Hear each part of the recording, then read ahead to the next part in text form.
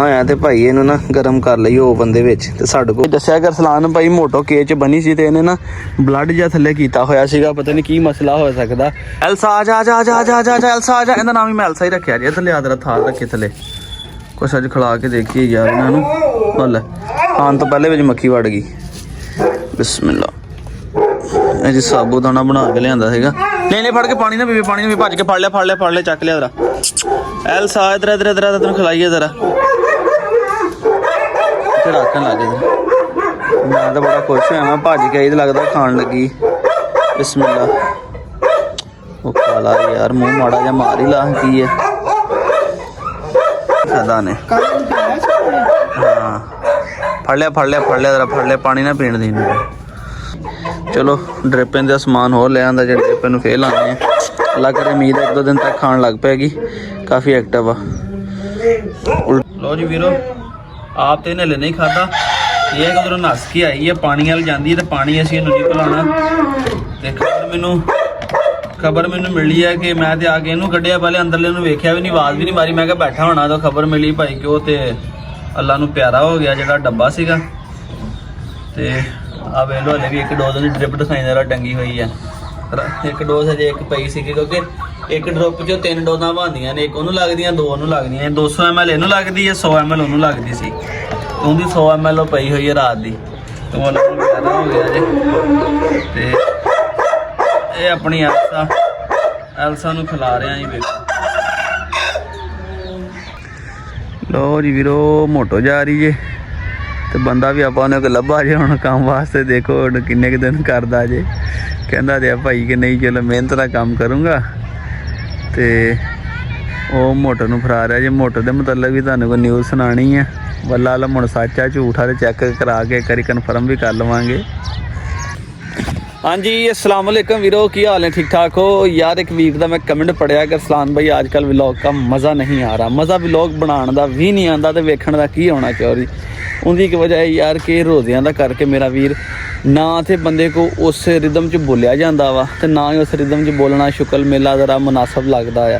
ठीक है, इस करके मेरा वीर फिर तेन पता फिर काम भी करने सी सारे निज़ाम ही नाल। फिर जो काम करके बंदा होर थक्या होंदा ना फिर उस रिदम उस जोश उस हासी मजाक दे विच बोलिया भी नहीं जाता। तो कुछ तेन पता फिर जो अपने ना हादसात हो गए ने। तो उधरों अज दूसरा बच्चा भी एक्सपायर हो गया डब्बा जिहड़ा। ठीक है, तो जिहड़ा जर्मन शैफर्ड आ वो अपना हैगी आ अलहमदुलिल्लाह बेहतर आ। उन्होंने हुण ड्रिप लगान लगे सीगे। उस तो पहले कि भाई खबर मिली कि मोटो भी ने ब्लड किया आ। तो मैं बड़ा पजल जिहा हो गया कि कोई इन्फेक्शन वगैरह कोई चीज़ से नहीं। फिर सब तो पहले मैं डेट खोली वीडियो जिथे जाके देखिया 28 नवंबर में वीडियो पोस्ट की थी। वीडियो लाने का बड़ा फायदा होंदा, तुहानूं कोई चीज़ां मिस नहीं होनियां। तो तकरीबन मेरे ख्याल 26 या 27 तरीक नूं ये सूई सी नवंबर की। उस तो असीं गिनी है जनवरी 1 फरवरी 2 मार्च 3 तो मार्च 3 बनते नहीं यार ਉਹ सॉरी नवंबर तो दसंबर 1 जनवरी 2 तो फरवरी 3 मार्च 4 महीने यानी तो पूरे हो गए टाइम दे। तो वो मोटो की स्वैलिंग सूलिंग सानू वेख के लग रही सी। ठीक है कि सानू जी हीट तो हैगी है। तो है जी शहजाद साहब, शहजाद सलाम कर लो सारे अंदर। अस्सलाम वालेकुम जी सब लोग। हाँ जी लो जी शहजाद साहब ने सलाम करता जी। कहता अरसलान भाई शौक मैनू भी बड़ा। मैं शौक का पहले बंदे ने बड़ा है तू साडे नाल किते बेवफाई तो नहीं कर जो। कहता नहीं भाई मैं तुहाडे नाल बेवफाई नहीं करता तो मैनू भी शौक आ। तो चलो इकट्ठे कहना शौक करांगे। मैं कहा सारिਆਂ ਨੂੰ ਵਧੀਆ ਗੱਲ ਆ। तो इन्हें मैनू भाई दस्सिया कि अरसलान भाई मोटो के च बनी सी। इन्हें ना ब्लड जिहा थल्ले कीता होया सीगा। पता नहीं की मसला हो सकदा। ये बाहर ते आई है कि मैं कहा नहीं यार बाहर ते हजे कित्थों आ गई।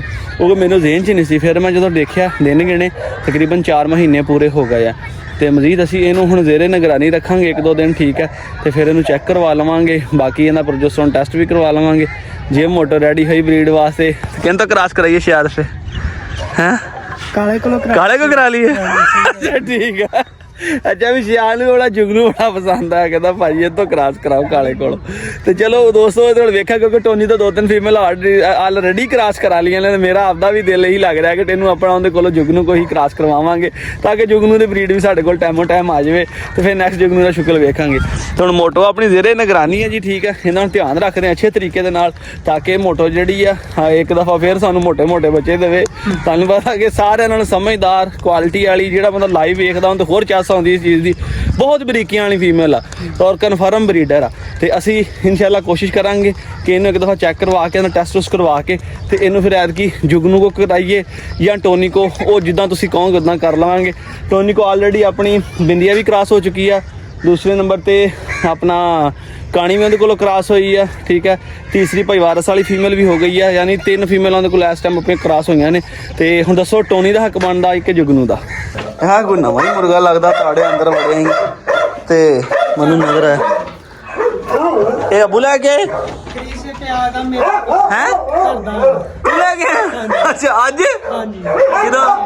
ਇਹ ਜਦੋਂ ਸਵੇਰ ਕੰਮ ਤੇ ਨਹੀਂ ਸੀ ਆਇਆ, ਹਾਂ ਨਾਲ ਲੈ ਕੇ ਅੱਛਾ ਲੈ ਵੀ ਵੀਰੋ ਮੈਂ ਅੰਦਰ ਵੜਿਆ ਹੀ ਆ ਤੇ ਉਹ ਮੈਂ ਜਦੋਂ ਬਰਾਂਡੇ 'ਚ ਇੰਟਰ ਹੋਇਆ ਤਾਂ ਸਾਹਮਣੇ ਨਜ਼ਰ ਆ, ਕਿਉਂਕਿ ਇੱਥੇ ਕੱਲ ਦਾ ਸੀ ਨਾ ਕਾਲਾ ਮੁਰਗਾ ਤੇ ਕਾਲੀ ਮੁਰਗੀ ਜਿਹੜੀ ਉਹ ਸਾੜੀ ਹੋਈ ਸੀ। ਹਾਂ ਕਹਿੰਦੀ ਮੇਰੀ ਵੀ ਵੀਡੀਓ ਬਣਾ, ਸਮਝ ਲੱਗੀ ਕਿ ਜਾਨਵਰ ਵੀ ਸਮਝਦੇ ਬੋਲਦੇ। ਕਹਿੰਦੀ ਮੇਰੀ ਵੀਡੀਓ ਬਣਾ, ਕਹਿੰਦੀ ਮੇਰੀ ਜਗ੍ਹਾ ਦਿਖਾ, ਕਹਿੰਦੀ ਮੇਰੀ ਜਗ੍ਹਾ ਦਿਖਾ, ਮੈਂ ਚੱਲ ਕੈਮਰਾ ਮਾਰ। ਹਾਂ ਠੀਕ ਆ ਲੋ ਜੀ ਆ ਇਹਦਾ ਇੰਤਜ਼ਾਮ ਕੀਤਾ ਜੇ ਤਾਂ ਕਿ ਇੱਧਰ ਪਰਿੰਦੇ ਸ਼ਿੰਦੇ ਨਾ ਜਾਣ। ਇਹਨੂੰ ਬੰਨਿਆ ਹੋਇਆ ਇੱਕ ਸਾਈਡ ਤੇ ਇਹਨੂੰ ਦੱਸਿਆ ਗਿਆ ਤੇਰੀ ਜਗ੍ਹਾ ਵਾ ਜਿੱਥੇ ਤੂੰ ਬੱਚੇ ਦੇਣੇ ਆ।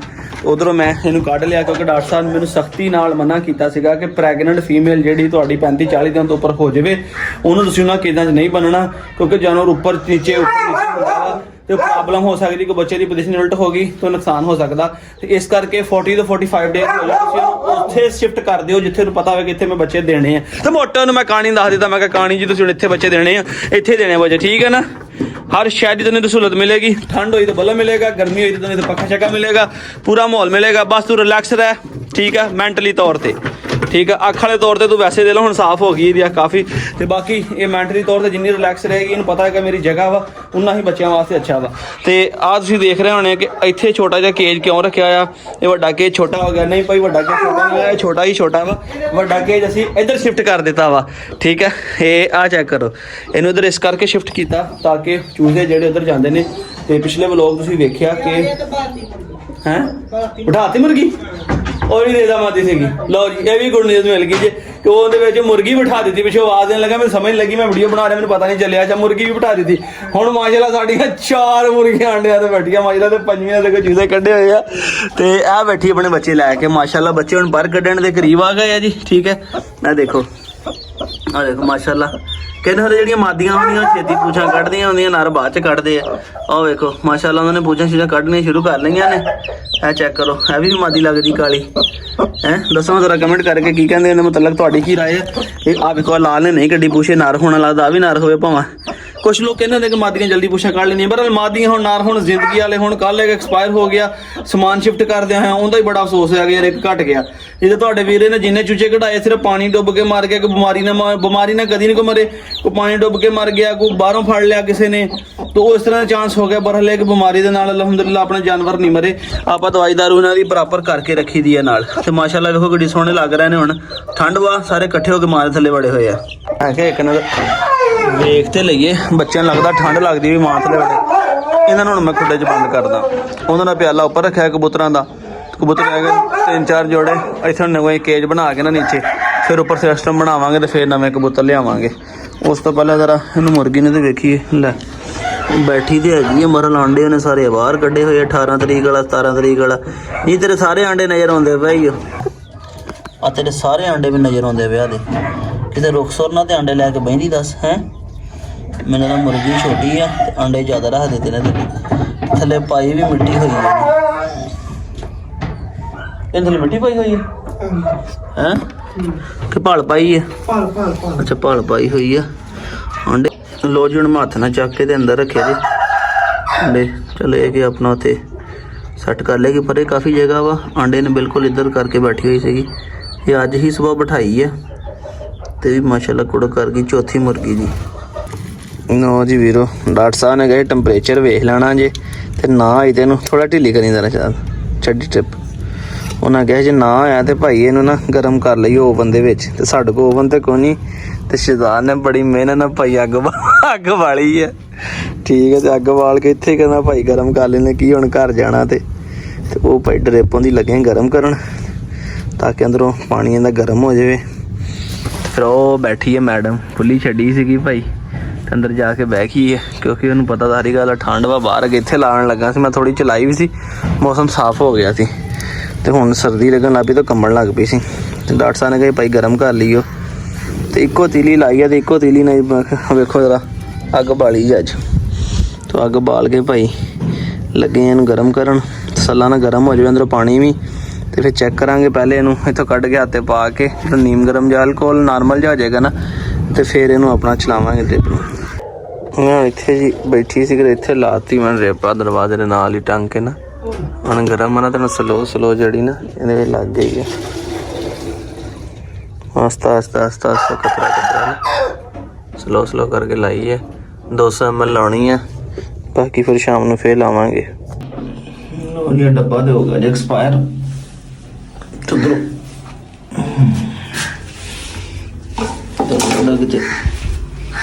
ਰਾਤ ਦਾ ਐਕਸਪਾਇਰ ਹੋ ਗਿਆ ਸੀ ਬਾਰਿਸ਼ ਪੈ ਰਹੀ ਸੀ ਘੋੜੀ ਵੀ ਮੈਂ ਅੰਦਰ ਬੰਨ੍ਹ ਦਿੱਤੀ ਹੈ ਤੇ ਹੁਣ ਇਹਨੂੰ ਵੀ ਟੋਆ ਕੱਢ ਕੇ ਤੇ ਇਹਨੂੰ ਵੀ ਦੱਬਦੇ ਬਾਹਰ।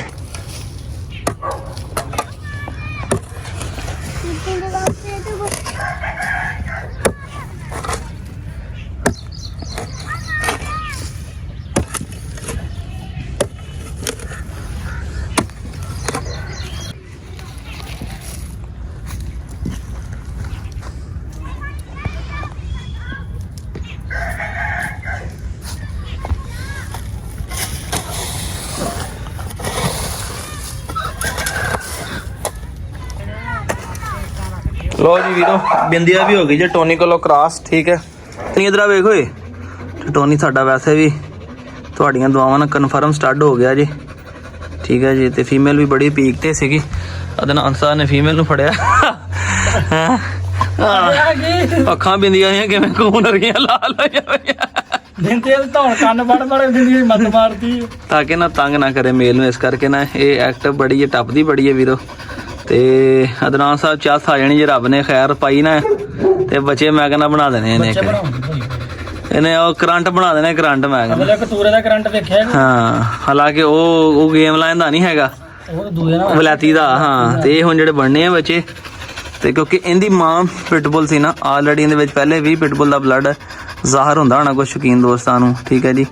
ਲਓ ਜੀ ਕਈਆਂ ਨੇ ਪੁੱਛਣਾ ਸਾਨ ਭਾਈ ਕੁੱਤੇ ਦੇ ਮੂੰਹ ਤੇ ਕੀ ਪਾਇਆ ਉਹ ਮਜ਼ਲ ਪਾਇਆ ਜੀ ਮਾਸਕ ਪਾਇਆ ਉਹ ਇਸ ਕਰਕੇ ਪਾਇਆ ਵੀ ਦੱਸਦੇ ਕਿ ਭਾਈ ਵੱਢ ਲੈਂਦਾ ਕੁੱਤੇ ਹਾਂ ਲੜਦਾ ਕੁੱਤੀ ਨਾਲ ਮਗਰ ਉਹਨੂੰ ਪਤਾ ਇਹਨੂੰ ਹੁਣ ਪਤਾ ਲੱਗ ਗਿਆ ਜਦੋਂ ਮਾਸਕ ਚੜਦਾ ਨਾ ਤੇ ਮੂੰਹ ਤੇ ਮਜ਼ਲ ਪਾਉਣਾ ਉਹਨੂੰ ਪਤਾ ਚੱਲ ਜਾਂਦਾ ਕਿ ਅੱਜ ਲੱਗਦਾ ਖੀਰ ਲੱਭਣੀ ਹੈ ਨਾਲੇ ਹੇਠਾਂ ਉੱਤੇ 2-3 ਫੀਮੇਲਾਂ ਹੋ ਗਈਆਂ ਨੇ ਇਹਨਾਂ ਨੂੰ ਸਮਝ ਲੱਗ ਗਈ ਨਾਲੇ ਹੁਣ ਅੱਜ ਤੁਹਾਨੂੰ ਕਿ ਨਜ਼ਰ ਜੁਗ ਨੂੰ ਵੀ ਵਿਖਾ ਦੇਵਾਂ ਉਹ ਬਸ ਚੋਰੀ ਉਹ ਬਸ ਕਿਤੇ ਖਾਣਾ ਲੱਤਾਂ ਨੂੰ ਪੈਣਾ ਉਹ ਬਸ ਹਾਂ ਵਧੀਆ ਬਸ ਕਰ ਹਾਂਜੀ ਮਾਸ਼ਾਅੱਲਾ ਹੋ ਗਿਆ ਜਵਾਨ ਜੁਗ ਨੂੰ ਵੀ ਪੂਰੇ 1 ਸਾਲ ਦਾ ਹੋ ਗਿਆ ਮਾਰਚ ਹੁਣ ਇਹਨੂੰ ਕੋਈ 2-4 ਮਹੀਨੇ ਸਾਂਭਾਂਗੇ ਤੇ ਇਹਦੇ ਕੋਲ ਤਪਣੇ ਲਾਵਾਂਗੇ ਇੱਕ ਤਪਣੇ ਦੀ ਪਹਿਲੇ ਲਈ ਸੀ ਚਾਲਾ ਦੇ ਨਾਲ ਠੀਕ ਹੈ।